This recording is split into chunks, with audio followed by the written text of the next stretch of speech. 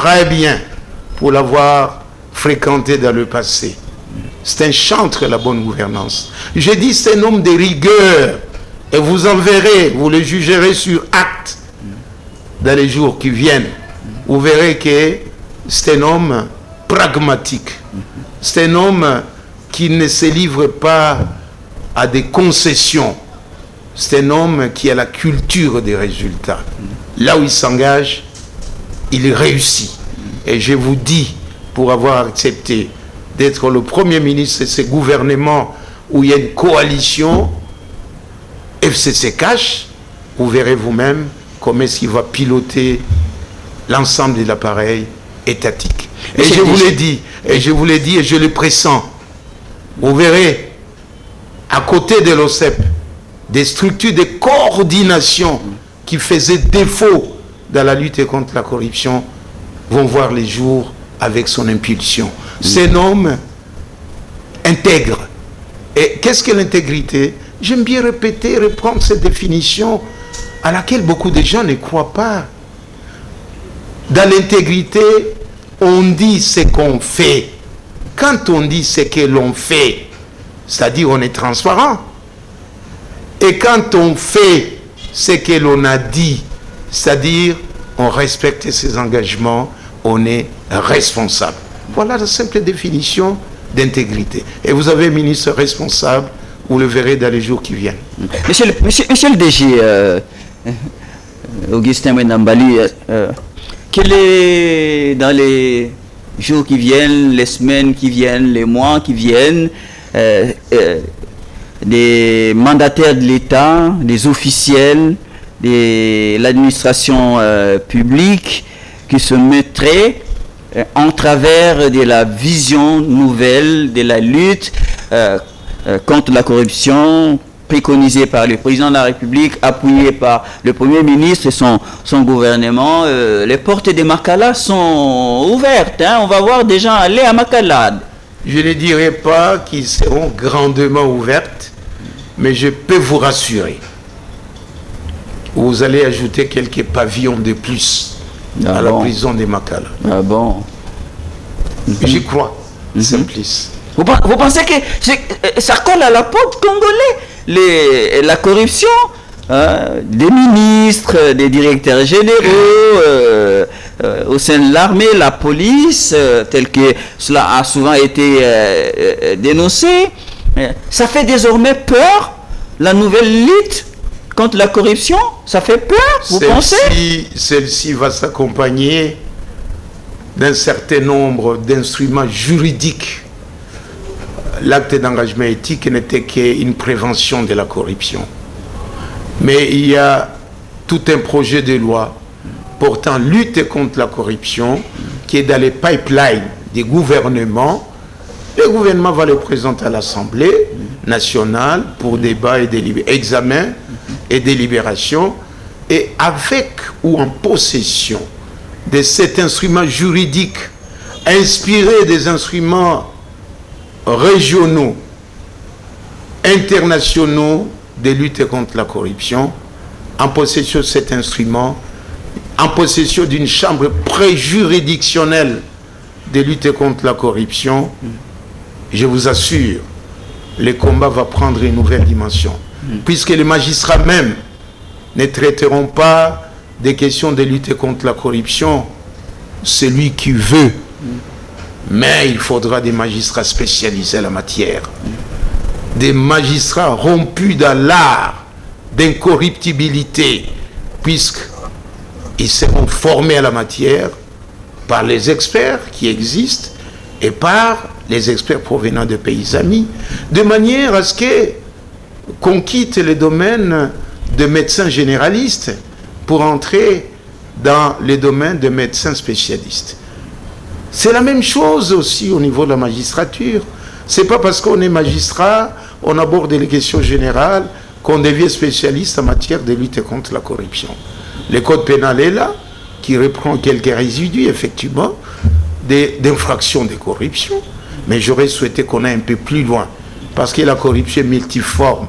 Un clin d'œil, un déclic que je vous fais entre les mains en vous saluant, invisible de toute personne peut vous conduire vers une pratique de corruption. Michel, est-ce que la loi est en mesure de déceler ces déclics? Non. Donc il faut des spécialistes en la matière.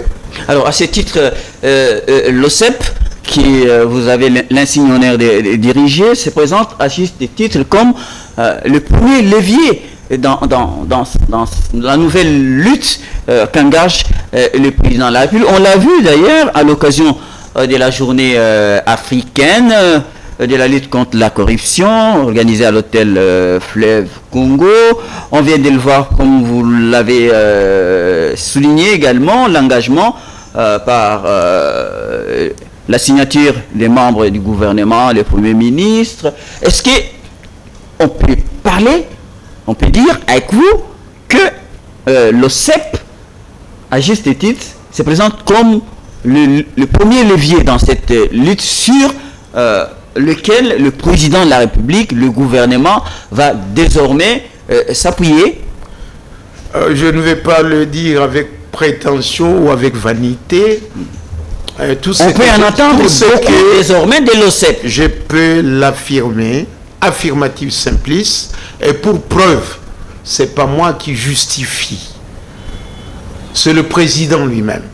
Quand il a pris l'ordonnance portant création de la coordination de la cellule des changements de mentalité, à son article 7, l'ordonnance stipule parmi les membres de la direction technique de cette coordination des changements de mentalité, il y a l'OCEP, l'Observatoire de surveillance de la corruption et de l'éthique professionnelle. Comme levier phare. Nous sommes un levier parmi tant d'autres. Nous faisons partie du directoire. Structure phare. Nous faisons partie d'un directoire de 7 personnes, de 7 institutions. Il y a la présidence, il y a la primature, il y a le ministère de la Justice et il y a l'OCEP. Donc je vous dis que le président lui-même a défini les priorités, les institutions qui vont l'accompagner et tant d'autres qui viendront peut-être. Et je crois que j'en suis fier, que le président ait compris que la lutte contre la corruption, lui-même, il en devient chantre, ne se manifeste pas seulement par une lutte théorétique même, je dirais. Une lutte qui suffit de dire Sésame, ouvre-toi et la grotte s'ouvre. Non. Cette lutte passe par une approche appropriée. Il faut commencer par la prévention. Et le premier point que le président de la République a abordé relève de la matière de prévention. Dans les mécanismes de lutte contre la corruption, il y a toujours 3 étapes. Lesquelles? On commence par la prévention. Cette prévention se manifeste à travers l'éducation, la sensibilisation, et ces 2 aspects, cette fois à travers la vulgarisation. Ça a fait défaut jusque-là? Ça faisait défaut? L'OCEP a joué le rôle, mais ce rôle n'a pas été suffisant. Ah bon? Un pays aussi vaste comme le nôtre, avec des 100 personnes à l'ouvrage pour couvrir l'étendue de la République, c'était pratiquement difficile. Nous avons essayé, on n'est pas arrivé totalement, raison pour laquelle nous avons salué de nos 2 mains l'avènement ou la création de cette cellule des changements de mentalité. Et si je ne m'abuse pas, je peux vous dire une chose, je vous en prie. Tous les présidents qui sont passés ont été d'accord avec le président actuel. Je me parle ici du président Maréchal Mobutu. En ce temps, il disait la crise morale est très profonde en République démocratique du Congo, à l'époque Zaïre. Et il disait, on ne sait pas cette nouvelle manie qui pousse les Congolais à se contempler, à privilégier ses propres intérêts au détriment de l'intérêt général de la nation. Après lui, c'est un sentiment de désarroi, un aveu d'impuissance. Après lui, Le président Joseph Kabila, le président sortant, il avait dit tout ce qu'il a reconnu quand on disait qu'est-ce que vous pouvez regretter depuis que vous avez géré le pays, qu'est-ce que vous a beaucoup offusqué, qu'est-ce que vous n'avez pas réussi à faire que vous auriez pu faire. Et le président de la République est d'ajouter, de dire qu'il regrettera de n'avoir pas réussi à changer les Zaïrois en Congolais. Ça dit beaucoup simplice. Monsieur le DG, l'OCEP a du répondant dans son dispositif pour traduire dans les faits la vision du président de la République. L'OCEP a beaucoup de répondants. Toutes les structures de lutte contre la corruption travaillent en convergence avec l'OCEP. Si nous avons des rapports d'ordre judiciaire, nous les envoyons au procureur général de la République. Si nous avons besoin des audits, nous sollicitons l'apport de l'inspecteur général des finances. Un homme intransigeant également en matière de lutte contre la corruption. C'est avec lui que nous avons organisé le Forum national de lutte contre la corruption. Vous voulez parler de qui? L'inspecteur général des finances actuel. L'OCEP a des répondants parce qu'il y a le Bureau national d'éthique et professionnelle qui est là. Il y a Sénaref, la cellule nationale des renseignements financiers. Vous avez le Conseil supérieur de la magistrature. Vous avez la Cour des comptes. Autant d'organes de l'État qui sont impliqués dans la lutte contre la corruption. Et à côté de ces organes institutionnels, il serait nécessaire de rappeler également que les ONG de lutte contre la corruption nous appuient. Nous avons des évêques très prochainement qui nous ont demandé de signer avec eux un protocole de partenariat, de collaboration dans la lutte contre la corruption, et nous arriverons à mobiliser les églises, les corporations, des avocats, les pharmaciens, les chauffeurs de taxis, toutes les corporations doivent être mises à contribution pour que la vision du chef de l'État puisse être implémentée. Les uns et les autres ne vont pas se gêner, ça fait un trop-plein apparemment. Un trop-plein quoi? Dans la lutte qui trop embrasse mal les trains, dirait-on. Et c'est pour le bien de population congolaise. Est-ce que la corruption... Vous ne souhaitez pas une certaine synergie la coordination, dans le travail? La coordination va fonctionner. Mais dans cette coordination, il y aura les trois entités qui composent le triangle de lutte contre la corruption, qu'on ne peut pas exclure non plus. Et ils font partie de la composante qu'on appelle société civile. Voilà ensemble comment on va mener les combats contre la corruption. Dans la foulée, déjà, le président de la République, Félix Tshisekedi, a annoncé la création d'une agence nationale de lutte contre la corruption en République démocratique du Congo. Quelle va être la place de l'OCEP par rapport à cette nouvelle organisation? Est-ce que cette agence ne viendrait pas à faire ombrage ou avaler l'OCEP qui est déjà sur le terrain? Je ne suis pas du tout inquiet et le président déjà a balisé le chemin puisque l'OCEP fait partie du directoire, donc de la direction technique de la coordination de cellules des changements de mentalité. Donc nous sommes déjà dedans. Pourquoi être inquiet? Au contraire, cet organe qui faisait défaut permettra de mener une coordination judicieuse de la traque contre les corrompus et les corrompus.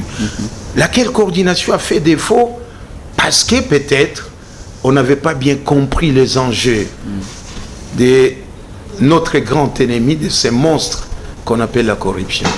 Sans la coordination, les cours et tribunaux risquent de travailler en solo. Sans la coordination, l'OCEP risque de ne pas faire aboutir un seul dossier en matière de lutte contre la corruption. Sans cette coordination, le Premier ministre ne pourra pas être informé à temps réel sur les pratiques de corruption qui se déroulent sur le terrain. Comment voulez-vous qu'on laisse une matière comme celle-là entre les mains d'un certain nombre de services qui travaillaient en solo, et à la fin du processus, on se rend compte que même le Premier ministre ne pouvait pas suivre ce qui s'est passé sur le terrain. Le Premier ministre était presque coupé, puisque l'OCEP va faire son rapport auprès de son ministre des tutelles. La Cour des comptes va faire son rapport auprès, je ne sais pas, de l'Assemblée nationale. La reddition des comptes au cours des ministres des Finances. Mais le dossier risque de connaître ce qu'on appelle le phénomène de réfrigération. Vous connaissez le système de congélateur. Quand on dit les dossiers mis au congélateur. C'est ça la question. Maintenant, nous allons permettre au Premier ministre, qui devrait en principe avoir déjà une boîte aux lettres au niveau de la primature. Il y avait CIABG qui a mal fonctionné, qui a été supprimé à la primature. Il y a eu aussi les conseillers, un collège de conseillers à la présidence de la République en charge des bonnes gouvernances et lutte contre la corruption, qui n'avait pas fait 6 mois, et c'était des propositions que nous avions faites, croyant qu'il devait y avoir des antennes de relais, de manière à ce que le président soit informé à temps réel sur ce qui se passe sur le terrain de la corruption. Que le Premier ministre également soit informé dans les mêmes conditions. Mais malheureusement, ces structures n'ont pas marché parce que peut-être ils ont été mal perçus, mal orientés par les gens qui en avaient eu la responsabilité de piloter son interne. Donc, oui. Pour le moment, le Premier ministre devrait avoir une boîte. Une boîte, la boîte noire.